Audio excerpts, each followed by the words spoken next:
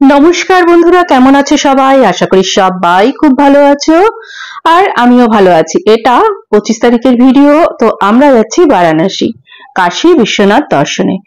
তো আমরা বাড়ি থেকে বেরিয়েছিলাম 11টা, আমাদের ফ্লাইট ছিল 4:20, কিন্তু লেট ছিল। আমরা খুব তাড়াতাড়ি পৌঁছে গেছিলাম, রাস্তায় তেমন কোনো জ্যামজট ছিল না। যেহেতু আমি অনেকটাই দূরে থাকি, তার জন্য আমাদের অনেকটা আগে বেরোতে হয়েছিল। 12টার মধ্যে খাওয়া দাওয়া সব কমপ্লিট করে সমস্ত কিছু ঘর ঠর ঠিকঠাক করে নিয়ে জিনিসপত্র গুছিয়ে গাছিয়েও তো রেখে যেতে হবে, কেননা যেহেতু একার সংসার, তার জন্য সমস্ত কিছু করে আমরা 1টার মধ্যে বেরিয়ে পড়েছিলাম। তো দেখো, আমরা কিন্তু রাস্তার মধ্যে এখন আছি, আর এখানে একটু ক্যাট মেরে ভিডিও তোলা হচ্ছে, যেহেতু যাচ্ছি এই স্মৃতিগুলো তো রাখতে হবে, তার জন্যই। আর আমি আমার চ্যানেলে আমার পরিবারকে নিয়ে ভিডিও দেবো, আমার হাজবেন্ডকে নিয়ে ভিডিও অবশ্যই দেব, যেমন আমাদের ঘুরতে যাওয়ার ভিডিও, যেমন শর্ট ভিডিও। কারো কোনো প্রবলেম থাকলে কেউ আমার চ্যানেল দেখবে না, মানে যাদের প্রবলেম আছে তারা আমার চ্যানেল দেখবে না, আমার চ্যানেল থেকে দূরে থাকবে, আমার চ্যানেলকে হাইড করে রেখে দেবে, নট ইন্টারেস্টেড করে রেখে দেবে। আমার তাতে কোনো সমস্যা নেই। আমার যদি 4, 5, 6, 7, 8, 9, 10, 40টা, 50টা, 100টাও যদি আমার ভিউজ হয়, তাতেও আমি হ্যাপি। কেননা এটা আমার একটা অ্যালবাম বলতে পারো, একটা স্মৃতি বলতে পারো আমার জীবনে। তো এটা থাকবে, মানে আমি কোনো যে আমার হাজবেন্ডকে নিয়ে ভিডিও দিচ্ছি, এটা তো আমি দিতেই পারি। পাশের বাড়ির কোনো কাকুকে নিয়ে বা কোনো দাদাকে নিয়ে কিন্তু আমার পাশে আমি ভিডিও দিচ্ছি না। তো আবারও বলছি, যাদের সমস্যা থাকবে তারা আমার চ্যানেল থেকে দূরে থাকবে, শত হাত দূরে থাকবে। আর এখানে দেখো, আমরা এয়ারপোর্টে চলে এসেছি। এসে আমাদের এখানে চেকিং টেকিং সব হয়ে গেছে। হয়ে গিয়ে আমরা এখানে বসে আছি। বসে এসে কি করব, একটু খিদেও পাচ্ছিল, তো চারিদিকটা একটু তোমাদের সঙ্গে তুলে ধরলাম। একটু ভিডিওটা বাড়বে আর একটু সময়টাও কাটবে, তার জন্যই তুলে ধরলাম। এখানে আমার হাজবেন্ড বলছে খিদে পিনি করছে, কেননা তার খিদে পেলে সে এই কথাটা বলে। তো আমি তাই জিজ্ঞেস করছিলাম যে কি খাবে, কি খিদে পিনি। তো এখানে কি করব, একটু লম্বালম্বি করেই ভিডিও করেছি, কেননা শর্ট ভিডিওর সঙ্গে গানের সঙ্গে দেওয়ার জন্য এই লম্বালম্বি করে ভিডিও করেছি। তো এই ভিডিওটাকে একটু বাড়ানোর জন্য এই মানে যেগুলো শুট করেছি সেগুলো তুলে ধরেছি। তো দেখো, এখানে এয়ারপোর্টে যে বাস, সেই বাসে আমরা উঠে পড়েছি। এখন আমাদের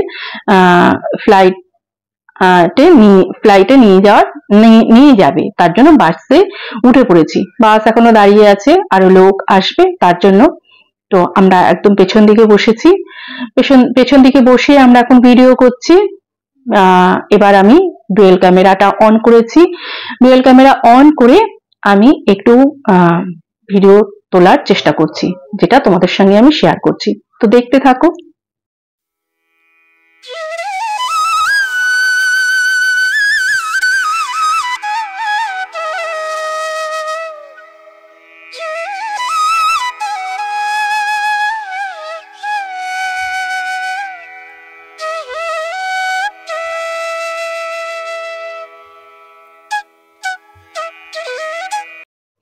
আমার কিন্তু ট্রেন জার্নিটাই বেশি ভালো লাগে, আমার ফ্লাইটের থেকে ট্রেন জার্নিটা বেশি ভালো লাগে। তবে আমাদের হাতে যেহেতু সময় একদমই ছিল না, মাত্র 5 দিনের ছিল, আর তার জন্যই আমরা ফ্লাইটে করেই কিন্তু যাওয়া আসাটা করেছি, যাতে সময় অনেকটা পাওয়া যায় আর মানে ঘোরাটাও ভালো হয়। কেননা আগের বার যখন আমরা মুম্বাই গোয়া গিয়েছিলাম, তখন কিন্তু আমাদের ঘোরাটা সেইভাবে হয়নি, জার্নি অনেকটাই বেশি হয়ে গেছিল। যেহেতু আমাদের ছুটিটা অনেক আগে থেকে পাওয়া যায় না, একদম 2-3 দিন আগে ছুটি পাওয়া যায়, আর তার মধ্যেই কিন্তু আমাদের সবটা ঠিক করে নিতে হয়। তাই হচ্ছে এই ফ্লাইটে যাওয়া। না হলে কিন্তু আমার, বিশেষ করে আমার ট্রেন জার্নিটা, আমাদের ইন্ডিয়ান রেলওয়েটা আমার বেশি পছন্দ। আর আমার হাজবেন্ডের আর আমার মেয়ের কিন্তু আবার ফ্লাইট জার্নিটা ওদের বেশি পছন্দ। আমি আবার একটু ট্রেনে উঠে বসবো, নানান রকম খাবার নেব, সেই খেতে খেতে টুকটুক করতে করতে যাব, সেটা আমার বেশি ভালো লাগে। যদিও 2 রাতের জার্নি আমার ভালো লাগে না, 1 রাতের জার্নি হলে ঠিক আছে। তো এইবার যখন আমরা মুম্বাই গেছিলাম, যে 2 রাত জার্নিটা খুব কষ্টদায়ক ছিল। তো যাই হোক, তোমরা দেখতে পাচ্ছ আমরা এগিয়ে চলেছি, কিন্তু আমাদের ফ্লাইটের দিকে। রানওয়েটা যেহেতু অনেকটাই দূরে ছিল তার জন্য অনেকটা যেতে হয়েছিল।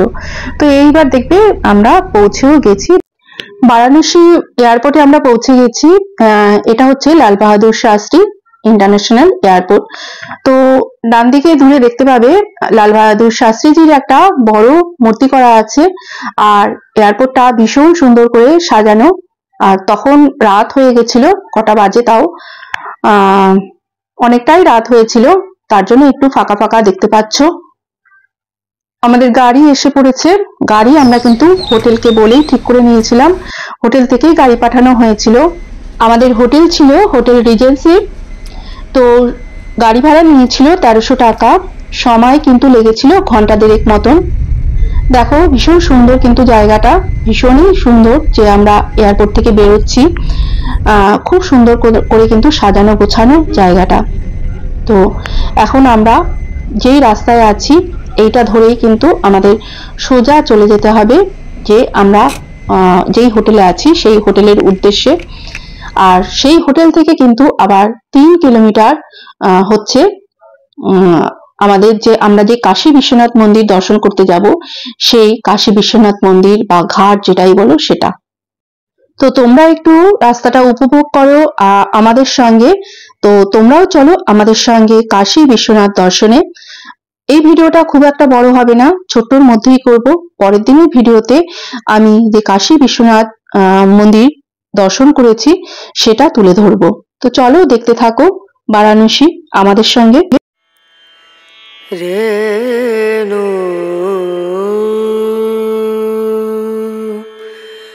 রনা রনা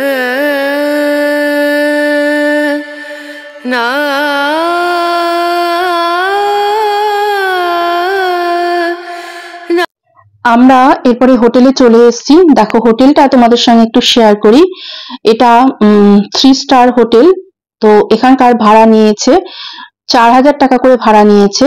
হোটেল কিন্তু বেশ ভালো। তোমরা যদি আসো, তোমরা যদি দেখতে মানে থাকতে চাও তোমরা থাকতে পারো। এটা কিন্তু পরের দিনের ভিডিও আমি কিছুটা শেয়ার করলাম। আমি এরকম সেজে গুজে শাড়ি ঠাড়ি পরে রেডি হয়েছিলাম যে কাশী বিশ্বনাথ বাবার দর্শন করতে যাব, কিন্তু এইরকম সাজগোজ কিছুই ছিল না। প্রচন্ড পরিমাণে বৃষ্টি হয়েছিল।